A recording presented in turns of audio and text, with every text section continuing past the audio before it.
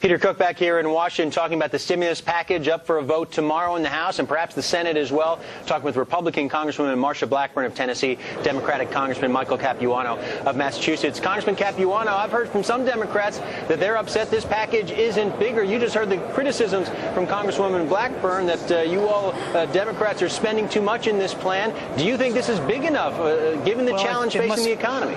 Apparently, it must be a perfect bill if some think it's too small and some think it's too big.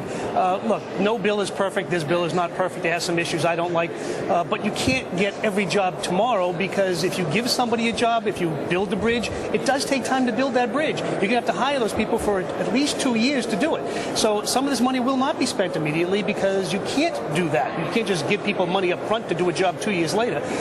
Some of this money will not be used in the way that I would like. I agree. I would like some of it more job-oriented, but we had to give up some of that to get tax cuts, to have some people happy. This is the compromise. This is the messy compromises of law legislation. Overall, I think that many, many millions of people will get jobs out of this. Millions more will have jobs saved, and I think that's called a stimulus no matter how you measure it. Congresswoman Blackburn, how about that? Well, you know what? We know that 26% of this bill, if you include the AMT adjustments in it, 26% is on tax reductions, and the other 74% is regular old government spending.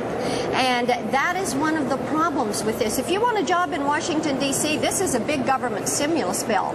So I guess you can come to Washington, D.C. and try to work for the Smithsonian, that's going to get another $75 million to work on their projects. Or let's see here on page 722, there's another $450 million for science. Doesn't say what it's going to be used for. Science research, and a lot of science is necessary in this country. For aeronautics, and doesn't detail what that is going to be used for. You know, one of the problems with this bill is that the language around it is so very nebulous, whether you're dealing with health care, where they're trying to put in the nationalized healthcare system. This is all programmatic spending. It should have gone through regular order. They have circumvented the regular order process. This is more big bureaucracy. It's classic situation. It's classic situation. I'll let you jump in there. Is this a Democrat's wish list here? Not yes, my wish list. I wish it were. Believe me, I wish it were. And there'd be more money in science in this bill if it was my wish list. I actually think that scientists are worth supporting in America. They do work, they have a job, and they are the future of this country. So I have no problem with that. If the Smithsonian gets a few dollars to build something, what's the problem? People are going to have to build. People are going to have to work. People in Washington have to work as well. Right. And I don't think you can build the bridges and streets in my district from Washington. There will be people working in my district, and if you don't want it in your district, believe me, we will take it in mind and hire more people in my district. We might even hire people from your district to come up to Massachusetts and build a bridge or two. Congressman, just a couple seconds left here. I do need to ask Congressman Capuano about something yesterday.